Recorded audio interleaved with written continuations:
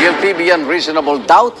Yan po ang hato ng Taguig Regional Trial Court sa modelong si Denise Cornejo, negosyanteng si Cedric Lee, at dalawang iba pa kaugnay sa kasong serious illegal detention for ransom na isinampa ng TV host na si Bong Navarro. May unang balita si Salima Refran.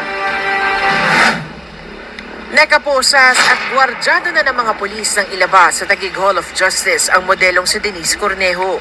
Kasunod yan ang hatol na guilty beyond reasonable doubt laban sa kanya sa negosyanteng si Cedric Lee, Simeon Palmaras at Ferdinand Guerrero para sa kasong serious illegal detention for ransom na isinampa ng aktor na si Bong Navarro. Agad pinaaresto ng korte si Cornejo, gayon din ang kapwa convicted na si Raz para pagsilbihan ang sentensyang reklusyon perpetua o 20 hanggang 40 taong pagkakabilanggo. Ayon sa Taguig RTC Branch 153, maliwanag na pinagplanuhan nila ang pagkulong kay Navarro noong 2014 para hututan siya ng pera. Patunay ayon sa korte ang naging asal nila bago, habang at matapos gawin ang krimen.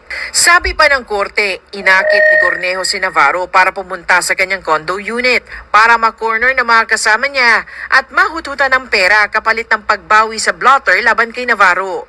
Nakita pa raw sa text message ni Lee kay Navarro ang bank account ni Cornejo kung saan dapat ipadala ang hinuthot na pera. Mula korte ay diniretso sina Cornejo at Raz sa Taguig Police para sa booking process at medical. Katapos ay dinala si Cornejo sa Correctional Institution for Women o CIW sa Mandaluyong. Si Raz naman sa Bilibid sa Muntinlupa. Kanselado ng piyansa ng 4. Hindi pinagbigyan ang hiling nilang ma-extend ang bail dahil guilty beyond reasonable doubt ang hatol laban sa kanila. We were very sad and shocked, no? Na gano'n ang desisyon ng judge, no? She cried when her mother cried, but only for a short while. In fact, she was very composed. She was smiling, no? And she was telling me that she would accept that. Iniutos din ng korte na isyuhan ang arrest warrant si Lee at Guerrero na hindi dumalo sa promulgation dahil masama raw ang pakiramdam. Kagabi, kusang loob na sumuko si Lee sa tanggapan ng NBI. Sinundo raw ng NBI si Lee sa isang lugar sa Mandaluyong City matapos siyang makausap. Pagdating sa tanggapan ng NBI, sumailalim sa booking process si Lee. Sumailalim din siya sa medical at dental procedure. Ngayong umaga, ibabalik nila sa korte ang warrant at hihintayin ang desisyon nito. Aapela raw si Lee sa Court of Appeals. Siya mismo ang kumontak. May isang intermediary at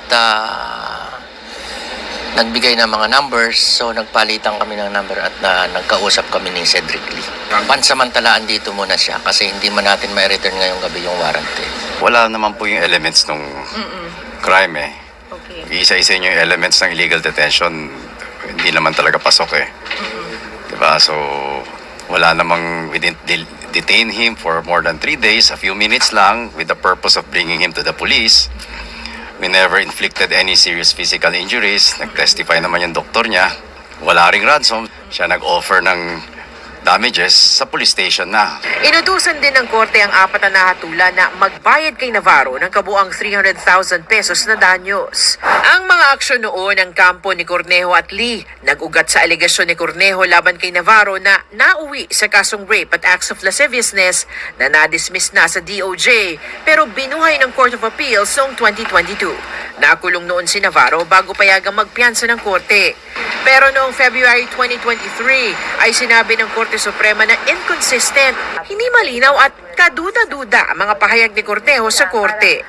Ang Supreme Court na mismo ang nagsabi na walang nangyari, walang ebidensya to show that Mr. Bong Navarro committed any crime which would have justified his being detained.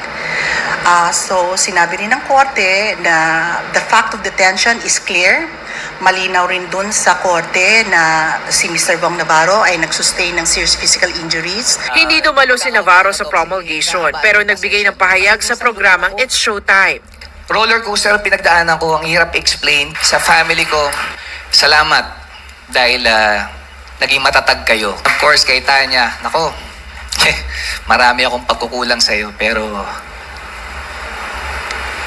hindi mo ko iniwan.